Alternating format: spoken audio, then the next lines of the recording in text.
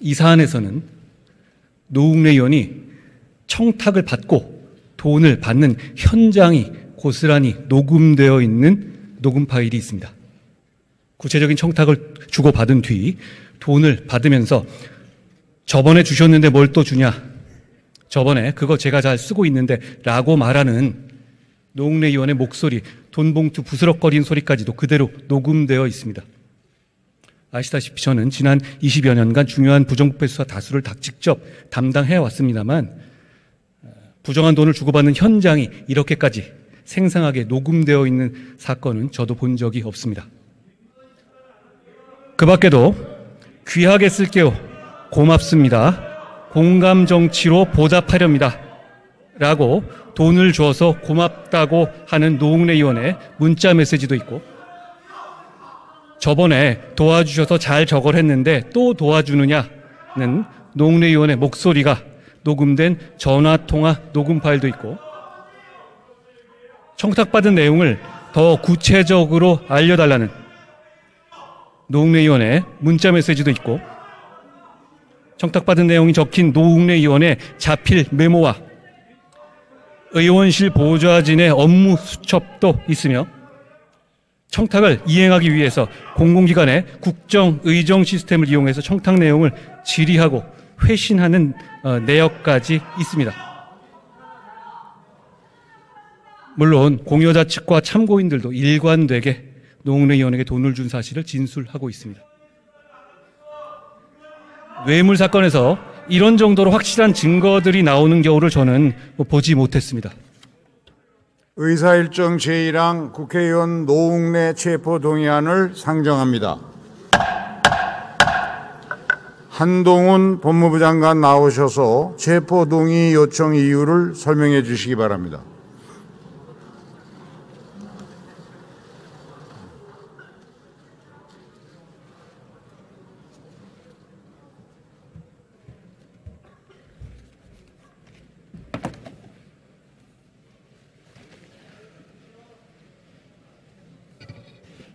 안녕하십니까.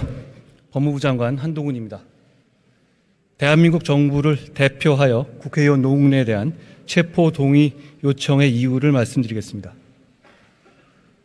범죄 사실이 요지는 국회의원 노웅래가 2020년 2월부터 12월 5차례에 걸쳐서 브로커 박모 씨 측으로부터 발전소 납품 사업의 청탁 명목, 용인 물류센터 인허가 알선 청탁 명목, 태양광 발전 사업의 청탁 명목, 국세청 인사 청탁 명목, 동서발전 인사 청탁 명목 등으로 6천만 원의 뇌물 및 불법 정치자금을 받았다는 것입니다.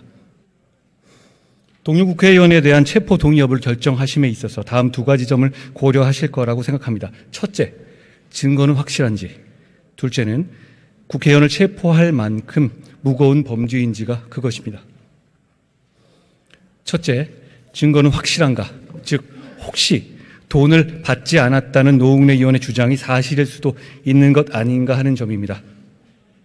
동료 국회의원의 체포 동의 여부를 판단하시는 것이니 혹시라도 억울한 일 당하게 하는 것이 아닌가 하는 걱정을 하실 수도 있을 것 같습니다.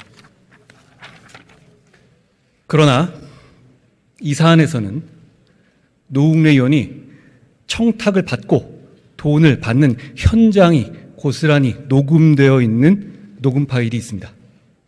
구체적인 청탁을 주고받은 뒤 돈을 받으면서 저번에 주셨는데 뭘 또 주냐, 저번에 그거 제가 잘 쓰고 있는데 라고 말하는 노웅래 의원의 목소리, 돈봉투 부스럭거리는 소리까지도 그대로 녹음되어 있습니다.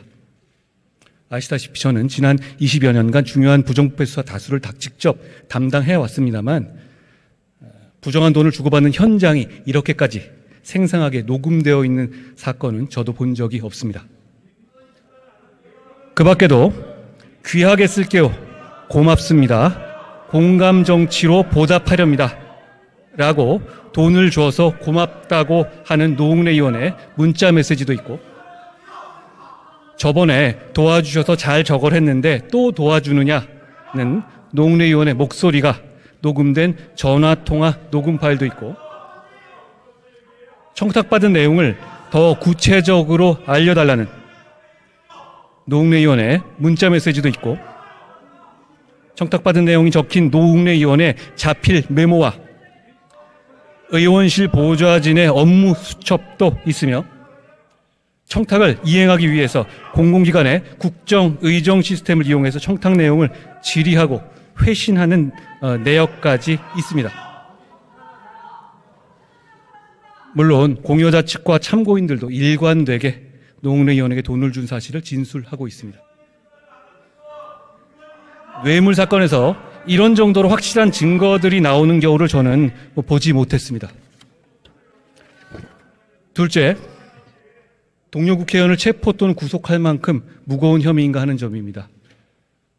노웅래 의원은 국민의 공복으로서 국민을 위해서만 써야 할 권한을 악용해서 브로커로부터 6천만 원의 뇌물 및 불법 정치 자금을 받았고 단순히 불법 자금을 받는 데 그치지 않고 브로커의 청탁을 적극적으로 이행하려 했으며 그 과정에서 국회의 보좌 조직까지 이용했습니다.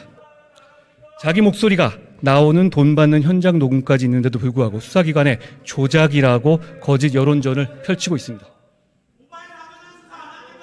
2022년 대한민국에서는 어떤 공직자라도 직무와 관련된 청탁과 함께 수천만 원을 받고 명확한 증거들이 있음에도 불구하고 수사기관이 조작한 거라고 거짓 음모론을 펴면서 혐의를 부인하는 경우에 거의 예외 없이 구속수사를 받게 됩니다. 대한민국의 다른 모든 국민에게 똑같이 적용되는 이 당연한 기준이 노웅래 국회의원에게만은 적용되지 않아야 할 이유는 저는 찾지 못하겠습니다. 상식적인 국민들 모두 마찬가지일 겁니다. 국회의원은 국민을 대표하는 것이고 여러분이 대표하시는 상식적인 국민들 모두 이런 중대 범죄 혐의에 이런 확실한 증거가 있다면 국회의원이라도 당연히 체포되어야 한다고 생각하실 겁니다. 제21대 국회에서 체포동의안은 예외 없이 모두 가결되었습니다.